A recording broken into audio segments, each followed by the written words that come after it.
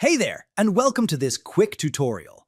In today's video, you'll learn how to hide your username when sharing content on the Snap Map in the Snapchat app for Android. This setting gives you more privacy when posting snaps to the map, and it's very simple to configure. Let's begin. First, open the Snapchat app on your Android phone. Next, tap the profile icon at the top left corner of your screen. Now, tap the Settings gear icon in the top right corner. After that, scroll down carefully until you find the option labeled Map. Tap on Map to continue.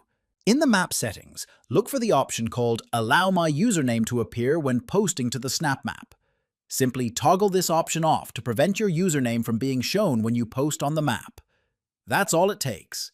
You've now hidden your username from the Snap Map. If you found this video helpful, feel free to subscribe for more tech tutorials and tips every week. Thanks.